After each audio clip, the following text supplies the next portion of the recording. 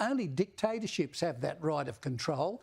They can't, I mean, as you say, it's a bureaucrat. What gives them the right to decide what is correct information and what is not correct information? Well, as you know, the Albanese government is forging ahead with proposed misinformation laws. Under the bill, Australians accused of spreading misinformation online would have fewer protections than those of suspected arsonists and murderers when it comes to self-incrimination. One of the legal experts very concerned about this is Sam Macedoni, Principal of Macedoni Legal. He's an accredited specialist in criminal law and joins me now. Sam, thank you so much for your time. Thank you. Now, why is this? Because clearly, you know, police can't compel someone to give evidence, but under this legislation, if someone doesn't appear before ACMA, they can be charged $8,000 a day. Talk us through this.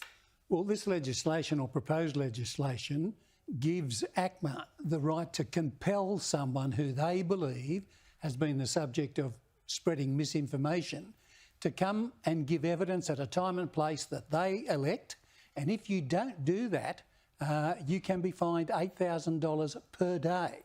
Here comes the money. Here we go. Money talk.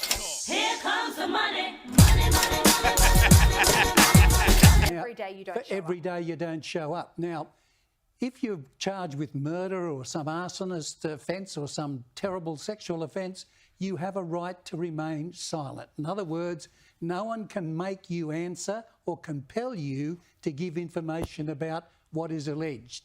But in this case, ACMA can, and that just seems to me to be an incredible position where your right to silence has been taken away from you.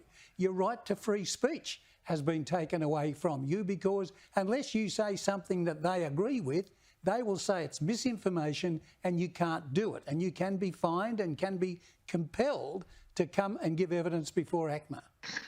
How many fingers am I holding up, Winston? 4. And if the party says there are not 4, but 5, then how many? 5. And we should remember that ACMA, which is the Australian Communication Media Authority, is a government body. It's a government entity. So, you know, we're talking about people being accused of misinformation would be hauled before a government body. How can a government body possibly decide what is misinformation, what's factual, when you know they don't have they don't have all the information. No. They're not investigative journalists. You know, we have first-hand sources giving us information.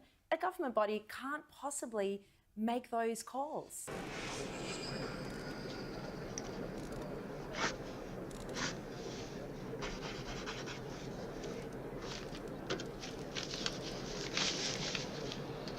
Rough Times 14284, page 3 by line 2, should read, Miniprod forecast increased chocolate ration April 1984 from 20 to 25 grams per week.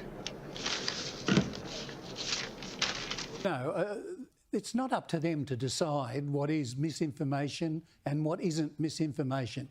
All of us have a mind of our own. We can listen to whatever anyone indicates is their opinion. We can either accept it or we can reject it. I mean, it's not up to a bureaucrat to tell us what we can and can't hear.